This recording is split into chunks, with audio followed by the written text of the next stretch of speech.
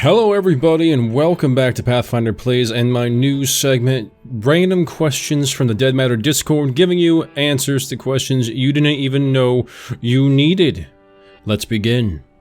How will the map and GPS work? Will it be like Arma 3 where players have to actively track their surroundings, or will it be like Fallout games with a map marker showing your exact location? And Americ's Apparition, love that name, it's fantastic, says map will not show your location, but the GPS will show your current location. So I would imagine it would be a little bit like DayZ, where you have to pay attention on landmarks, know if you're going what direction, north, south, east, west. Yeah, there'll probably be compasses in the game. There will be those paper maps that you can find at truck stops and other things like that that they've divulged in the previous developer vlogs.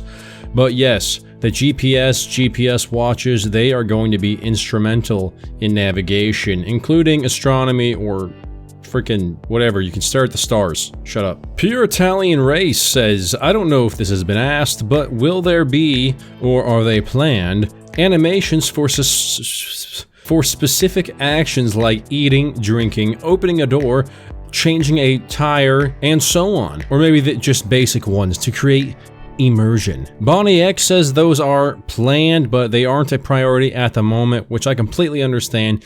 They have more important things to worry about, like getting the game performance ready regarding PvP fights, PvE fights, zombie reactions to players, loot cycling, all that good stuff. Will zombies attempt to cross/enter bodies of water if a human is on an island/in the water? And Reggie's Curse says, no, currently the plan is that they'll go to about waist deep and stop. In terms of lore and characteristic aspects of zombies, this is rather interesting because this means they have a sense of self-preservation, perhaps? Why would the zombies be aware of water? At what length? Why would they be that self-aware, and why would they care? If they're willing to travel in weather conditions of hell, rain, sleet, snow, hurricanes, and whatever else, scorching heat, why would they care about waist-deep water? Why would they not just keep walking into it to just drown? Or they don't breathe, they wouldn't drown, right? I guess they would just float around for a bit until they reach somewhere else, like Andy from The Office whenever Mike was trying to choose a new manager. I don't know. Just because the game's realistic doesn't mean it's supposed to be completely realistic, I guess. They need to balance the fun ratio as well. But moving on. Greenmaster4067 says, or asks, will we be able to make a base on the trains? My gosh, that is a godly idea. Reggie Curse says, it's a ways down the line, but there'll be a potential mobile bases. Of course, they will be balanced to match that. Now, it wasn't just trains restricted. I believe they hinted at actual mobile homes, as well as trains and things like that we saw here. So imagine that, man. Imagine having a base, always moving, at your control. Say your base starts to get raided. You're in like a train car, right? People are starting to break down your barricade. You can just move. You can just move. Bring them with you. If they're on top of the train, guess what? They're going for a ride. And now you have a locomotive gunfight going on at rates of speed that who knows how fast the trains will be going. And that's an exciting prospect. I love it. Myri Mize asks, what just happened to my voice? Will we be able to play the game LAN?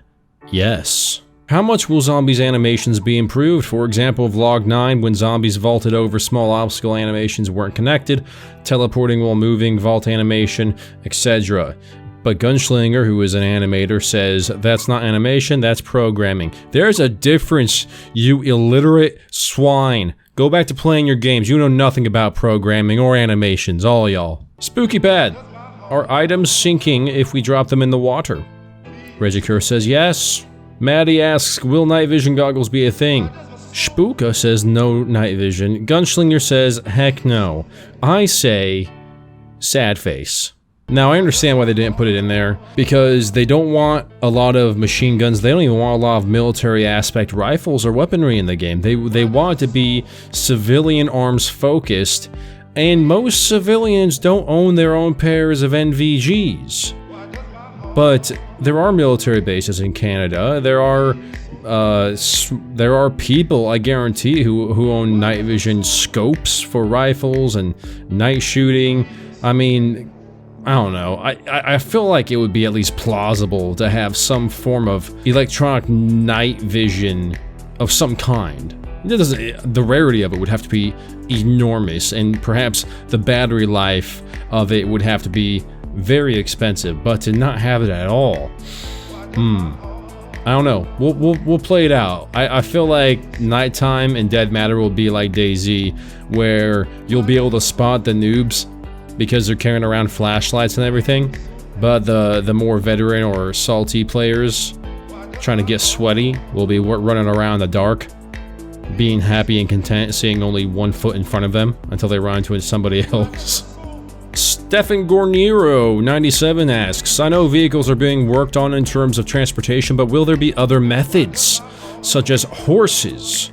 I know you can't domesticate animals to breed them, etc., but I was wondering if horses could be used as vehicles. Reggie crushes all of our dreams, and he says horses aren't planned as a mode of transportation.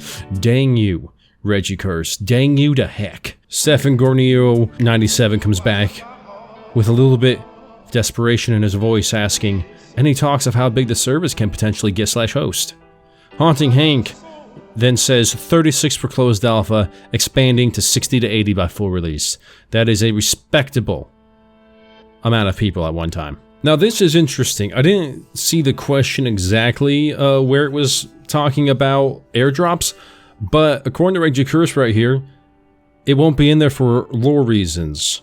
Which originally the plan was, I'm pretty positive, was that there would be very structured airdrops, such as medical airdrops, things that the government or established society elsewhere would try to give survivors in the midst of a hot zone of zombie apocalypse areas. They would give them like medicals or food or water or things like that. They wouldn't drop them weapons and ammo. That's not necessarily realistic, I suppose, because you have no idea who the hell is going to be getting that stuff. But I mean, the medical and food and stuff, that would help anybody. But apparently, they can confirm that airdrops won't be in it at all.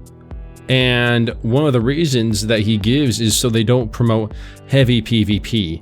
Now, I mean, this really hints at, and I know some of you will be disappointed, but I mean, this isn't a PvP game and it was never marketed as a PvP game.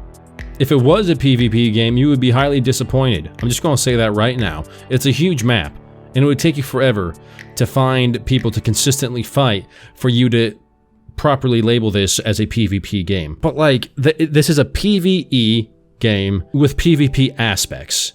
That's what it's always been, and I think that's what they're trying to encourage here. They want the story, they want the lore, they want the human encounters, they want the dreadful environmental and zombie dangers, they want teamwork, but they also want that threat of player as well. But they want the gunfights to be a very serious thing. They want you to think twice before you try to shoot a human, because the threat and the seriousness of that situation is that high. Whether it be because zombies or feral animals will hear the shot and come running for you, or whether it be because the factions are finished and you'll hurt your standing with a certain group of established persons in the area, you don't know what will happen. But that being said, nothing's stopping you from grabbing some semi-auto rifles, some semi-auto pistols, and just freaking going out after everybody. You can still do that. They just don't want to promote heavy PvP in this specific area. And as far as loot/supply events, those are still in the game, as Spook Biscuits does say, but they'll require more involvement than just running out a box falling from the sky. So once more information comes out about resupply events, I will get that to you. Moving on. Shiba asks, if you do something a lot over time, say bow shooting, will your character get better at doing it? So maybe the accuracy improves, or shooting a certain weapon a lot. Maybe the recoil is a tiny bit less because your character has learned to control it. No, that kind of skill grind won't be present in Dead Matter. And that is all the questions and answers I have for you lovely ladies and handsome gentlemen this evening, or whenever time you guys are watching this video. It doesn't matter. If you guys enjoyed this video, and if you like scares, survival, and scavenging, consider hitting that subscribe button, hit that bell button, and also join my Discord. It is filled with Dead Matter enthusiasts and very nice people. We share memes. We talk a lot. You know, we know each other a little bit, and, you know, we give virtual hugs. We're very supportive. It's nice. It's a community. It's a society. Alright guys, I will catch you all in the next one. If you have any questions, put them down in the comments below and may be featured into the next Dead Matter questions video, and I'll see you guys in the next one. Path out.